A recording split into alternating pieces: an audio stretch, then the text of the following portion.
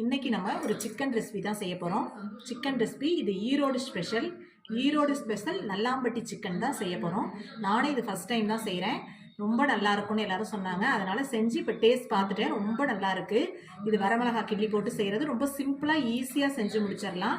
இந்த நல்லாம்பட்டி சிக்கன் எப்படி செய்வோங்கிறத வீடியோக்குள்ளே போய் பார்ப்போம். சிக்கன் நல்லா சாஃப்டாக வெந்திருக்கு பாருங்கள். தண்ணியே ஊற்றாமல் சிக்கனை இதை செஞ்சுருக்கேன். ரொம்ப நல்லாயிருக்கு. நல்லெண்ணெய் ஊற்றி தான் இந்த நல்லாம்பட்டி சிக்கன் செய்யணும். அதனால் கொஞ்சம் கூடவே நல்லெண்ணெய் ஊற்றிக்கிங்க. அப்போ நல்லெண்ணெயில் செய்யும்போது தான் நல்லா டேஸ்ட்டாக இருக்கும். நல்லா எண்ணெய் சூடானோடனே கொஞ்சம் வரமிளகாவை துண்டு துண்டாக கட் பண்ணி அதில் உள்ளார இருக்கிற மிளகாவோட விதைகளை எல்லாம் எடுத்துக்கணும். நல்லா உதுத்து விட்டு எடுத்துட்டு மிளகாவை போடுவோம். மிளகாய் நல்லா செவக்கட்டும். இந்த சிக்கனை சின்ன வெங்காயத்தில் செஞ்சிங்கன்னா ரொம்ப டேஸ்ட்டாக இருக்கும். இல்லைன்னா நீங்கள் பெரிய வெங்காயத்தில் செய்யலாம். ஆனால் சின்ன வெங்காயம் தான் ரொம்ப நல்லாயிருக்கும். அது மாதிரி பிராய்லரோடு நாட்டுக்கோழியில் செஞ்சிங்கன்னா ரொம்ப நல்லாயிருக்கும். நாங்கள் இன்றைக்கி பிராய்லரில் தான் செய்கிறோம். ஒரு 50 சின்ன வெங்காயத்தை நறுக்கி வச்சுருக்கேன்.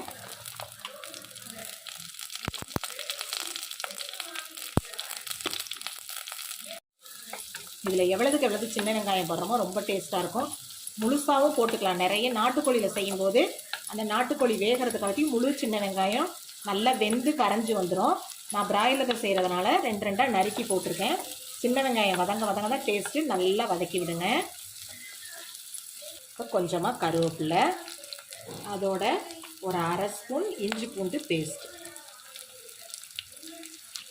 இஞ்சி பூண்டு பேஸ்ட்டோட பச்சை வாசனை போகிற அளவுக்கு நல்லா வதக்கிக்கணும். வதங்கிருச்சு. இப்போ ஒரு தக்காளியை போட்டுக்குவோம். தக்காளியை பொடியாக நறுக்கி போட்டு நல்லா சிம்மில் வச்சு வதங்க விடுங்க. கொஞ்சமாக கல்லுப்பு, தக்காளி நல்லா வதங்கிறதுக்காக கல்லுப்பு போட்டு நல்லா வதக்கி விடுங்க. ஒரு 1/4 ஸ்பூன் மஞ்சள் தூள், 1/4 ஸ்பூன் மிளகாத்தூள். நல்லா வதங்கட்டும். சுத்தம் பண்ணி வச்ச சிக்கன். நாட்டுக்கோழியில் செய்யும்போது ரொம்ப டேஸ்ட்டாக இருக்கும். பிராய்லர்லேயும் இருக்கும் இந்த இதில். ஆனால் நான் இன்றைக்கி பிராய்லரில் தான் செய்கிறேன். ஆனால் நாட்டுக்கோழி தான் ரொம்ப டேஸ்ட்டாக இருக்கும். இப்போ எல்லாம் மசாலாவோட நம்ம உப்பு போட்டுட்டோம். அதனால் பார்த்துட்டு அப்போ போடலாம். இதை நல்லா வதக்கி விட்டுட்டு ஒரு தட்டை போட்டு மூடுங்க. இது வெந்துக்கிட்டு இருக்கட்டும். அதுக்காட்டியும் இதுக்கு ஒரு பொடி நுணுக்கணும் நிற்கிறோம். நல்லா வதக்கி விட்டுட்டு ஒரு தட்டை வச்சு மூடி சிம்மில் போட்டுருங்க. இதே தண்ணி ஊற்ற வேண்டாம். தண்ணி விட்டு வெந்து வரும் பிராய்லரு. இதே நாட்டுக்கோழியில் செஞ்சிங்கன்னா தண்ணி ஊற்றி குக்கரில் கூட விசில் விட்டு எடுத்துக்குங்க. நல்லா வேக விடணும். இது கொஞ்சம் நேரத்தில் வெந்துருங்கிறதுனால நான் தண்ணி ஊற்றலை. பிராய்லரே தண்ணி விட்டு வரும். இப்படி மூடிட்டிங்கன்னா தண்ணி விட்டு வந்து வெந்து இருக்கும். அதுக்குள்ளே நம்ம அதை பவுடர் பண்ணிக்கலாம். நல்லாம்பட்டி சிக்கனுக்கு ஒரு பொடி நுணுக்க போகிறோம். என்னென்னா ஒரு டேபிள் ஸ்பூன் மல்லி, ஒரு 2 துண்டு பட்டை சின்ன சின்னதாக நிறைய பொடிச்சு வச்சுருக்கேன், ஒரு 3 கிராம்பு, ஒரு 1/4 ஸ்பூன் மிளகு, 1/4 ஸ்பூன் ஜீரகம், 1/4 ஸ்பூன் சோம்பு, கொஞ்சோண்டு கருவேப்பிலை. இதை வந்து எண்ணெய் ஊற்றாமல் நல்லா வறுத்துக்கிட்டு பவுடர் பண்ணி எடுத்துக்கணும். எண்ணெய் ஊற்றக்கூடாது. இதில் வந்து நம்ம உங்களுக்கு கறி எவ்வளவு இருக்கோ அதுக்கு தகுந்த மாதிரி ஜாமானை கொஞ்சம் கூட குறைச்சி ஏற்றிக்கிங்க. இப்போ இதை வறுப்போம். கருக விட்டுறக்கூடாது. நல்லா செவந்து வர்ற அளவுக்கு வறுக்கணும். அப்போ தான் பவுடர் நல்லா மல்லி வாசத்தோடு நல்லாயிருக்கும் சிக்கனில். நல்லா வாசம் வந்துருச்சு. இப்போ இதை எடுத்து நல்லா பவுடர் பண்ணி எடுத்துகிட்டு வந்துடுவோம். சிக்கன் நல்லா தண்ணி விட்டு வந்துருக்கு பாருங்கள். இந்த தண்ணியிலேயே அந்த ஜூஸி வர்றதுலேயே வெந்துருச்சுன்னா சிக்கன் நல்லா டேஸ்ட்டாக இருக்கும். அந்த சிக்கன் விடுற தண்ணியிலே வெந்து வரட்டும். இப்போ இதுக்கு தண்ணி ஊற்ற வேண்டியதில்லை. இதுலேயே இப்படியே வெந்து வரட்டும். இன்னும் தட்டை போட்டு மூடி வைப்போம். இதை நல்லா பொடுசாக நறுக்கி போட்டுக்கிட்டிங்கனாலும் நல்லாயிருக்கும் சிக்கன். நல்லா பொடி பண்ணி எடுத்துகிட்டு வந்துட்டேன். இன்னும் நைஸாக வேணாலும் நீங்கள் பொடி பண்ணிக்கலாம். இங்கே பாருங்கள் சிக்கன் எந்த அளவுக்கு தண்ணி விட்டு நல்லா வெந்து வந்திருக்கு பாருங்கள். நம்ம தண்ணியே ஊற்றலை. அதனால் தண்ணி விடும். நல்லா சிக்கன் தண்ணி விடும். அதுலேயே வெந்து வந்துடும்.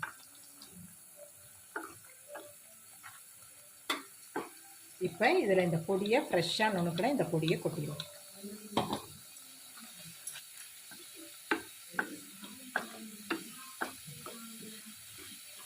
நல்லா சேர்ந்து எல்லாம் வெந்து வரட்டும். இதுக்கு லாஸ்ட்டாக ஒரு தாளிப்பு கொடுக்கணும். அதுதான் இந்த சிக்கனுக்கு ரொம்ப டேஸ்ட்டு கொடுக்கும். எண்ணத்தை போட்டு தாளிக்க போகிறோங்கிறத பார்ப்போம். இது கொஞ்சம் நேரம் இந்த பவுடர் நல்லா எல்லாத்தோடையும் சேர்ந்து மிக்ஸ் ஆகி வரட்டும். பூண்டை எடுத்து நல்லா தட்டி வச்சுருக்கேன். உங்களுக்கு தட்டுறது பிடிக்கலன்னு நைஸாக நறுக்கிக்கலாம். நறுக்கிக்கிட்டு இந்த நல்லெண்ணெயில் போட்டுருங்க. நல்லெண்ணெயில் போட்டு இப்போ வேணுனாலும் கருவேப்பிலை போடுறதுனால போட்டேன். நான் ஆரம்பத்திலே கருவேப்பிலை போட்டுட்டேன். இது நல்லா அப்படியே பொரிஞ்சு வந்தோடனே இந்த சிக்கன் மேலே கொட்டிடுவோம். இதுதான் ரொம்ப டேஸ்ட்டாக இருக்கும். இந்த பூண்டை லாஸ்ட்டாக நீங்கள் வதக்கி போட்டு சாப்பிட்டு பாருங்கள், அவ்வளோ டேஸ்ட்டாக இருக்கும். இப்போ இந்த பூண்டோட இந்த நல்லெண்ணெய் எல்லாம் சேர்ந்து மிக்ஸ் பண்ணி விட்டுருவோம். எவ்வளோ நல்லா இருக்குங்க. இப்போ ஸ்டவ் ஆஃப் பண்ணிடலாம். சிக்கன் பாருங்கள், தண்ணி ஊற்றலை கொள்ளலை, எவ்வளோ ஜூஸியாக இருக்குது பாருங்கள். இது மண் சட்டிங்கிறதுனால கொஞ்சம் நேரத்துக்கு அப்படியே கொதிச்சுக்கிட்டே தான் இருக்கும். இந்த நல்லாம்பட்டி சிக்கன் ரொம்ப டேஸ்ட்டாக இருக்கும். ஈரோடு சைடு இது மாதிரி செய்வாங்க.